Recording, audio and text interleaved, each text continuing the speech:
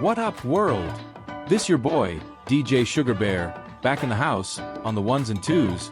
And man, can you feel that energy? That's what we do here on the Drama Network. This is where new school YouTube and old school soap opera radio have a baby. And trust me, this baby's got sass. Welcome to your ultimate destination for gripping, serialized stories that dive deep into the messy, passionate, and often scandalous realities of human relationships. You're tuned into WDRA YouTube Radio, where I, KC Saga aka DJ Sugar Bear, guide you through intricate plots bursting with love, honor, and devastating betrayal. From hidden affairs to shocking revelations, our daytime operas will keep you on the edge of your seat, just like the classics you grew up with. If you crave stories where trust is broken, loyalties are tested, and every twist leaves you wanting more, you found your new obsession. And speaking of twists, you ain't seen nothing yet. Get ready, because today we're kicking off something brand new, an extension of the drama you love. We're diving headfirst into our new series, Payback Anthology, the drama opera series. Each episode of Payback Anthology brings you a complete, standalone story, packed with all the high emotional drama you expect from the Drama Network. Get ready for tales where relationships hit the rocks, hidden schemes lurk beneath the surface, and let's just say, some folks get what's coming to them. It's intense, it's unpredictable, and it's all for you. Right after this, we plunge into the next installment of Payback Anthology. You're not going to want to miss a single second of rockabye, baby.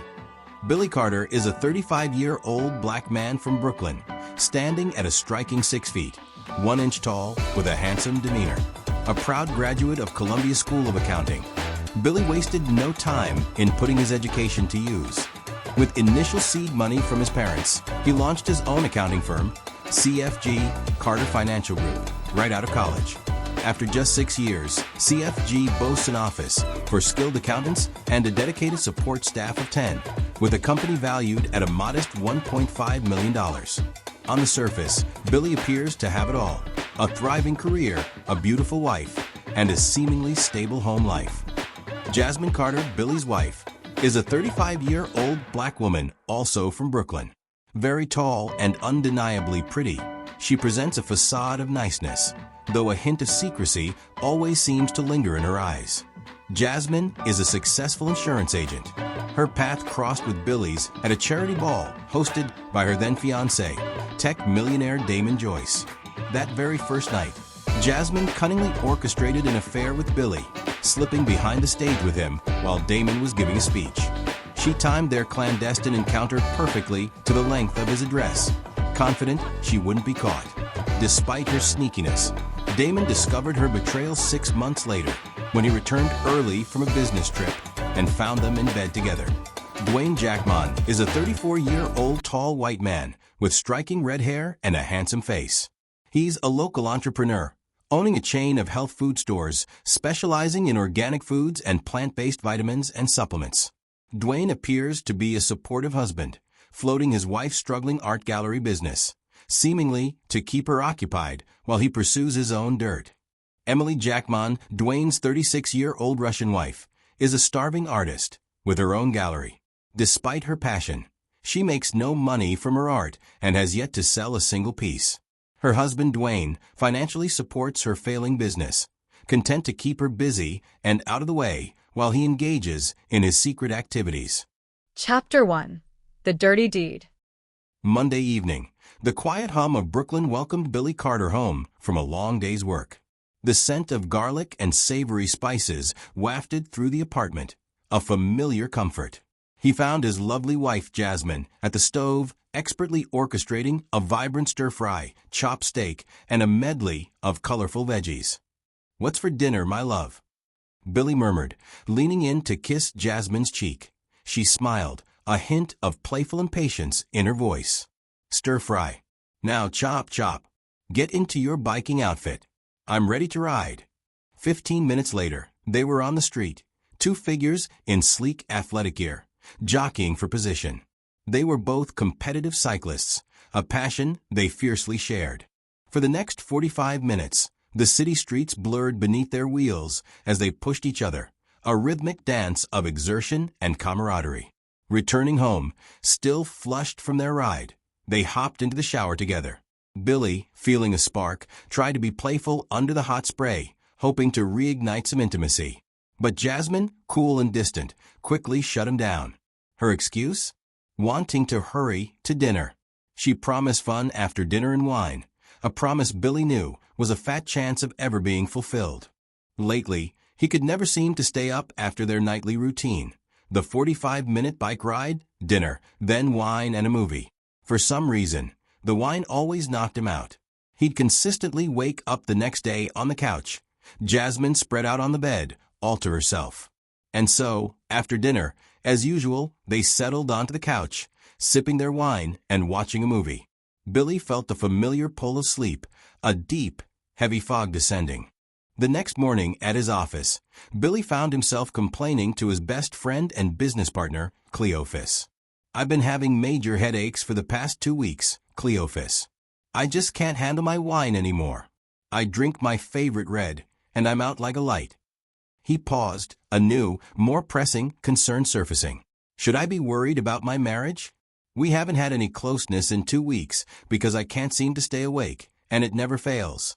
She always has a ready excuse every time I ask." Later that day, Cleophas sent Billy a calendar link, a shared digital space to track the days since the dirty deed had last happened. And so the count began. The rest of the week unfolded with the same monotonous routine, the 45-minute bike ride, the shared shower with no closeness, dinner, wine, and then Billy falling fast asleep on the couch. 30 days passed. Then 45. 45 days with no closeness. The headaches, once a mere nuisance, were now more frequent, lasted longer, and were getting worse. Billy and Cleophas decided to search the internet for a solution. One evening, after their bike ride, Billy turned to Jasmine. "Hey, why aren't we having, yoga sessions?" Jasmine looked at him blankly. "We don't do yoga, Billy." Billy gave her a look, an exasperated sigh escaping him. She finally seemed to catch on. "Oh, that," she said, a hint of feigned regret in her voice. "Well, if you mean closeness, if you could just seem to stay awake, I'd love that." "I will try harder," Billy promised, a futile hope in his voice. Jasmine simply replied, "Promises, promises." But at the end of the night, just like normal, he fell asleep. The next day, Jasmine asked why Billy wasn't ready for work. He explained he was waiting on a delivery. "What kind of delivery?" she pressed. "I sent one of our wedding photos, your favorite one, to be blown up and mounted in a very large 6x4 mahogany frame," he explained. "I'm going to hang it in our bedroom, so at night when you're asleep and you wake up, at least I can be in the room with you." He chuckled, but there was a hint of underlying longing in his tone. After the frame arrived, he carefully mounted it in the room. It was a magnificent sight, a vibrant snapshot of their wedding day. Looking at that photo, he thought about how happy they were, but it also reminded him of a conversation he'd had with his father just before his wedding.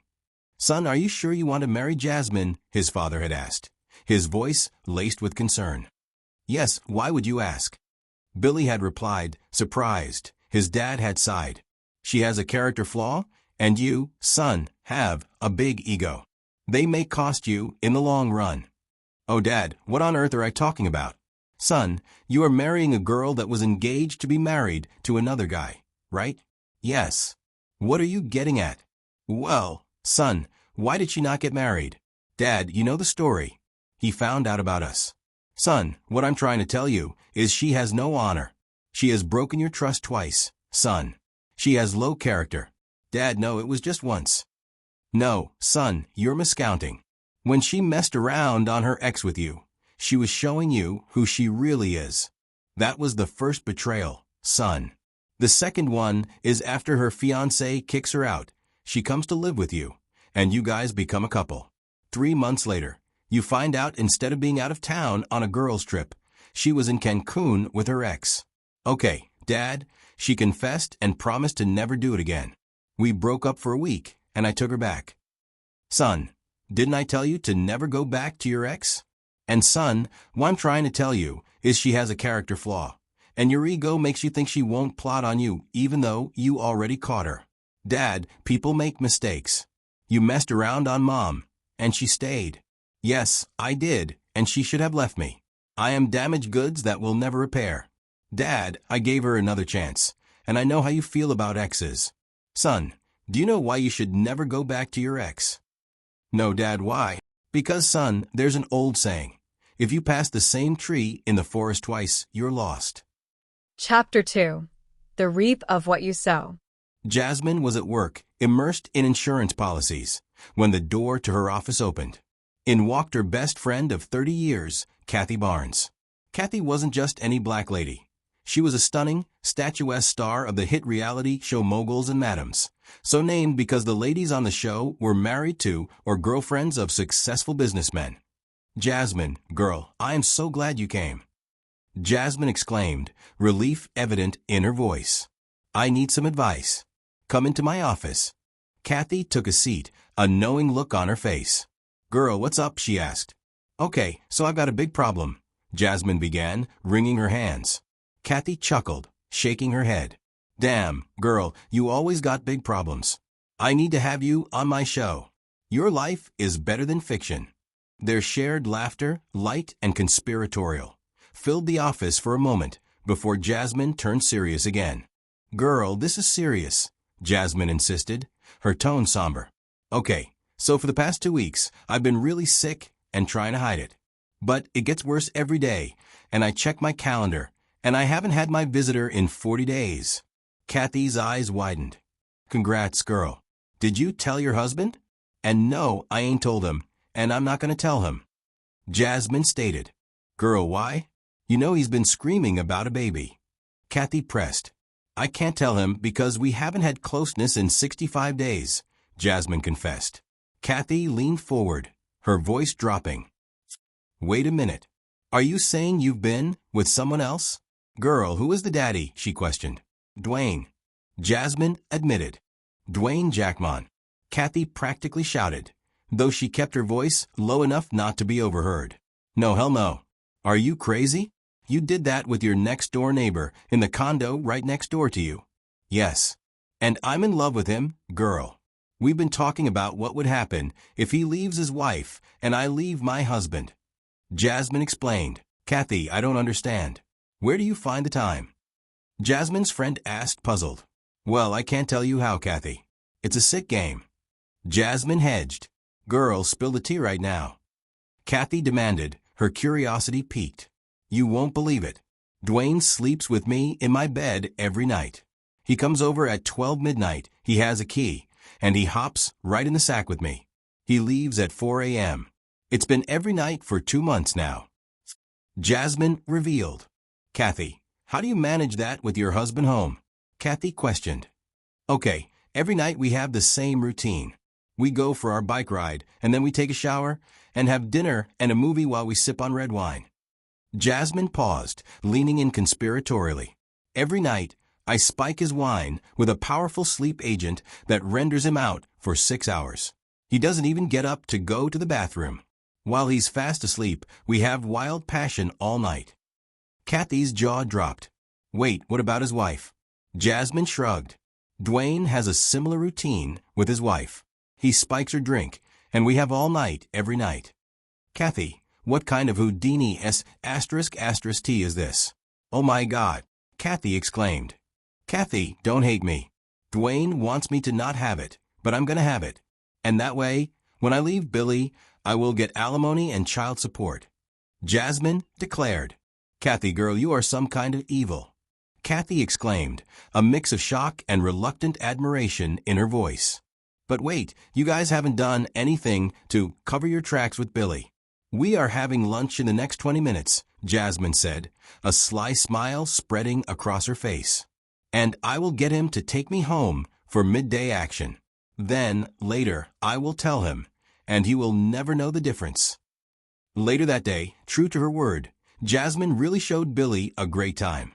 He couldn't believe what had just happened, and boy, was he stunned and puzzled by her sudden, passionate attention. Chapter 3. No Turning Black. It was Thursday, 2 a.m.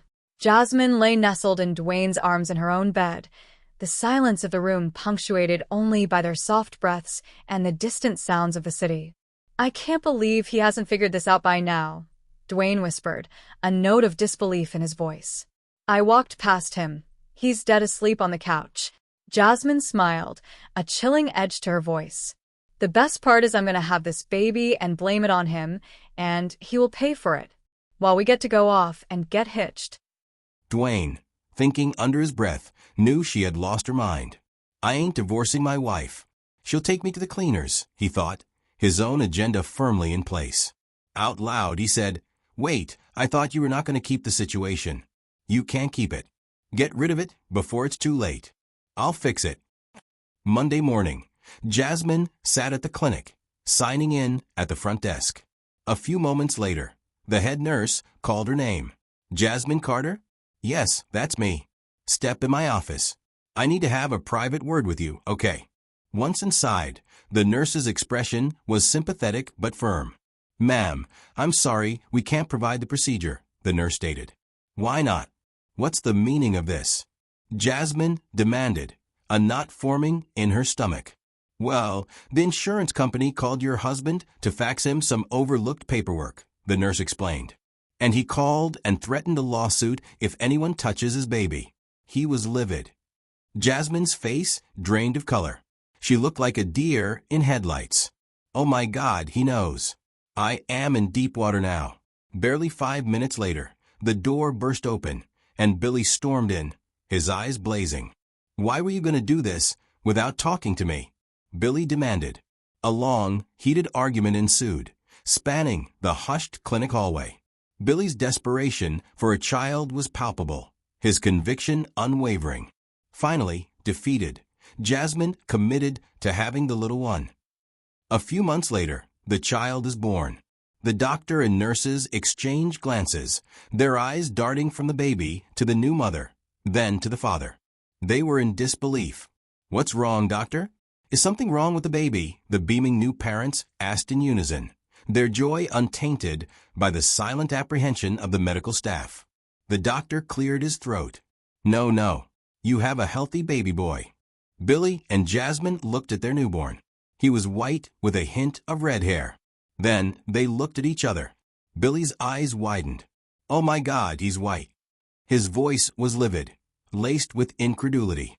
"I want a test done. How does a black man have a white baby?" The doctor, caught off guard, quickly offered an explanation. "Give it a month or two. The baby's face will darken." Billy, seething, refused to sign the birth certificate. Later that day, while Billy had stepped out to his office, Dwayne came up to visit the new mom and baby. Dwayne's eyes immediately fell on the infant. "Oh my God! Did he see that white baby? He's gonna go crazy." Dwayne exclaimed to Jasmine. "Well," Jasmine said, her voice strained, "I think it's time we plan our exit stage left." A few days later, Mom and baby are home. Billy announced to Jasmine, "Honey, I hired a nurse to be here with you until I get back. I have to travel to Pittsburgh, Pennsylvania."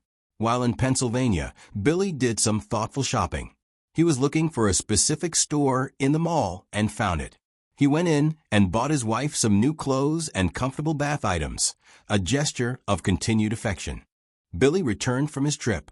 By this time, Jasmine was secretly talking to an attorney. Billy, oblivious, presented her with his gifts. "Honey, I got you a gift," he said, handing her an envelope with a scratch-off lottery ticket from Pennsylvania. She was clearly not impressed with his gift. "Honey, I'm tired," she said dismissively. "I'll scratch it later." Later that night, while laid up with Dwayne, Jasmine idly scratched the ticket. Her eyes got real big, real fast. She couldn't believe it. She had won $5 million on the scratch-off ticket, a gift from Billy. Jasmine immediately switched into con artist mode. "Okay, how do I keep him from getting any of my winnings in the divorce?" she mused aloud. Just then, Dwayne, ever the opportunist, chimed in. "I got an idea. Tell him you're in love with someone else, you're divorcing him, and he can keep it all." Dwayne suggested. "Wait, keep it all? Why would I do that?" Jasmine questioned, puzzled. "If you have your attorney draft divorce papers," Dwayne explained, "and the papers say he gets the money, the house, and the business, so he keeps what was originally his, and you keep what was originally yours." Jasmine's eyes gleamed with understanding. "So, even though I didn't tell him about the ticket, he already signed and said and agreed to the settlement? And I will even tell him the baby is not his, so that way I can cut ties and be done with him. Loser, she concluded, a cruel smile on her face. In 3 days' time, Jasmine moved out. She admitted to Billy that the kid was not his, and she was moving into an apartment across town. Billy was served the divorce papers right there in their living room. "The paperwork is here," she declared, her voice cold. "I don't want your precious money, house, or your stupid business. And the baby is white because the baby's daddy is Dwayne Jackman." Billy grabbed his head, bending over in pain, the words a physical blow. "So that's not my son?" He looked up, his face a mask of agony and disbelief. "Let's just sign. I keep what's mine, you keep yours. You get the money. I told you I was never in the marriage as a way to get money or extract resources." His voice hardened. "Is this some kind of trick? Did you review the document with your attorney?" Jasmine countered, her voice devoid of emotion. "The agreement says you get everything. I just keep my belongings and you keep yours. No need for forensic investigators, court discovery." Billy, numb with shock and pain, simply said, "Okay, I'm going to sign it." The marriage was effectively canceled, but the divorce would become official once they registered the paperwork with the court. Chapter 4. Jeopardy. It had been a stressful week for Dwayne Jackman. His lover, Jasmine, and their baby were free from Billy, and now Jasmine was relentlessly pressing him about when he would divorce his wife. Just then, his secretary buzzed him. "There's an emergency meeting of the board of directors in the boardroom in 15 minutes, the secretary announced.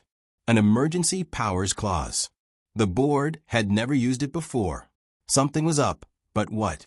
15 minutes later, Dwayne sat down at the board meeting. The president, Michael Harper, called the meeting to order. Michael began, "Okay, as you all know per our bylaws, any investor that holds a 50% or more stake in the company as a shareholder has every right to demand a seat on the board. And this morning, I received legal documents. We have an investor shareholder that is exercising that right." Dwayne scoffed, "That's impossible. The top shareholder has 26% of shares, nowhere near 51%. "Not as of today," Michael corrected, a slight smirk playing on his lips. "I also received paperwork. CFG Holdings merged its shares with 2 other shareholders. One of those would be Russian Doll Investment Corporation. Evidently, they had been buying stock from the other investors. Now they have the shares, and they are exercising some of their rights. I just met the new board member who is effective right away. She will be the new board president. Wait, I get a vote." Dwayne interjected, a growing unease coiling in his stomach. "Relax, Dwayne, no need for your vote," Michael replied smoothly. "The other 8 members voted for the change. And now, I would like to introduce you all to the owner of the new investor group and president." Just then, the boardroom doors swung open. In walked Emily Jackman, his wife, and beside her Billy. Billy was the owner of CFG and Russian Doll. Dwayne suddenly realized with a sickening lurch, was owned by his wife. His affair partner's ex and his own wife had partnered to take over his company. Emily, standing tall and regal at the head of the table, announced, "The new board member is myself." Her gaze locked onto Dwayne, cold and unwavering. "And I have divorce papers here. In it, you will sell your remaining shares of the company and resign, or be fired. And I will get the condo and 70% of the remaining assets." "Oh, and your things are packed, Dwayne," she stated firmly. "I will never agree." Dwayne roared, standing up, his chair scraping loudly against the floor. "Yeah, sure you will," Emily retorted, her voice dripping with venom. "My lawyer has in his clutches clear proof that you have been drugging me for months now.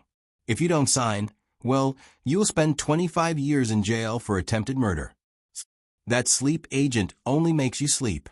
Dwayne protested, desperation creeping into his voice. She explained, Emily clarified calmly, referring to her lawyer, that when given over time, it can cause paralysis and death. "So," Emily continued, gesturing with a hand that held the divorce papers, "would you like the prize behind door? You keep your freedom and lose everything? Or B, go to prison, and the courts will reward me the majority anyway after the attempt on my life."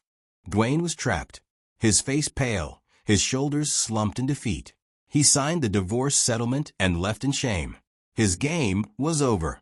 Chapter 4.5 Double Jeopardy. About an hour after the crazy board meeting, Billy, Cleophas, who was Dwayne's replacement at the newly acquired company, and Billy's new girlfriend gathered in Billy's office. His girlfriend, of course, was Emily Jackman, his ex-affair partner's wife. Cleophas, Billy said, picking up his phone as it rang. Hey, when the call happens, put it on speaker. Just then, the phone rang. It was Jasmine, his ex-wife. Billy answered, putting her on speaker as instructed. Billy, you ass. I am going to my lawyer to have that divorce settlement canceled. You lied to me. Jasmine shrieked, her voice shrill with fury that Billy chuckled, a low, satisfied sound. Well, I should tell you, we're on speaker because I wanted the CEO of your lover's company, and my new girlfriend, by the way, to hear this. Oh, and I think you know her. She used to be your next-door neighbor, Emily Jackman, your lover's wife. A stunned silence on Jasmine's end. Jasmine, wait, she whispered. Billy's voice hardened, the triumph evident. Darling, you remember when I told you I wanted to be in the bedroom with you? Well, what I meant is I needed to find out what was going on in my home. That painting had a camera in its left eye, and since you like to sleep or play around with the night light, I realized that the reason the baby was white with red hair is because you have been drugging me and sleeping with the neighbor. He paused, letting the revelation sink in. So, I took the footage to Dwayne's wife, and we decided you two deserve each other. So we hatched our own counter-operation. And yeah, the picture was a camera setup. Oh, and have you cashed in your winning PA lotto ticket, or were you waiting to be sure the divorce was clear so I can't claim part of your $5 million? Jasmine, wait. You knew about the money. Her voice was barely a whisper now. Jasmine, you're slow. Let me catch you up, Billy scoffed, his voice dripping with contempt. Remember when I went to PA after the baby was born? I went to a gag gift shop and paid cash for a prank lottery ticket. I knew you would take the bait. Bait you. A lying, cheating, selfish, greedy, duplicitous, manipulative, and untrustworthy woman. And you and your toy boy, laying in my bed, hatched a plot to keep a worthless ticket and cut me out. Congrats, you played yourself. His voice grew even colder, a final crushing blow. By the way, when Dwayne was sneaking in with you, I would get up, and from 12:30 to 3:30 a.m., I would go next door with Emily. And now she is having a black and Russian baby. Oh, we're gonna nickname him after his Uncle Dwayne. Yep, she's having my baby. Two can play that game. He finished with relish. Oh, and you will not challenge the divorce because we have footage of you and Boso talking about drugging me and his wife, which will land you both in jail for 25 years. Me and Emily both stopped drinking the wine. We were dumping it while you two weren't looking. So here's how this works. I'm gonna have a baby and marry Emily. And I will combine what used to be our fortune and what used to be their fortune. And you and Boso, you can rub your 2 pennies together. And you can piss in your pot and throw it out the window. Oh wait, no you can't. You two are penniless and you don't have a pot to piss in, nor a window to throw it out. You deserve each other. Just as the emotional storm reached its peak, a voice boomed. Cut. Cut. Okay, that's a wrap. The camera lights dimmed, and the set of Billy's office dissolved into a flurry of activity. The audience at home, who had been captivated by the intense drama, suddenly realized what was happening. This entire unbelievable saga was, from the very beginning, just another thrilling episode of Moguls and Madams. The actors, Billy, Jasmine, Dwayne, Emily, Cleophas, and Kathy, all gathered together, laughter and congratulations filling the air. They shook hands, exchanged high fives, and shared hugs, celebrating another successful, perfectly executed episode. What up, what up? Alright, my Drama Network fam. That was Payback Anthology, the drama opera series for today. And man, if that didn't just leave you hanging on every word, I don't know what will. So, what is Payback Anthology, you ask? Well, it's our brand new series right here on WDRA YouTube Radio, where we bring you a fresh, complete story in every single episode. Think of it like a punchy, emotional roller coaster where, yeah, things get messy in relationships, hidden plots are brewing, and ultimately, someone is going to get served a dish best eaten cold. Every story stands alone, but they all share that signature drama network heat. If you were feeling that, if you were on the edge of your seat, then you know what to do. Don't be a stranger. Like this video, share it with your whole crew, and if you haven't already, hit that subscribe button right now so you don't miss a single drop of drama. And don't forget to ring that notification bell so you're always in the loop for the next drama drop. And trust me, you know you got opinions, so drop them in the comments below. Let me know what you thought about today's episode, what you're feeling, what you're thinking. This is your boy, DJ Sugar Bear, signing off from WDRA YouTube Radio. Stay tuned, stay dramatic, and I'll catch you next time for more Payback Anthology on the Drama Network. Peace.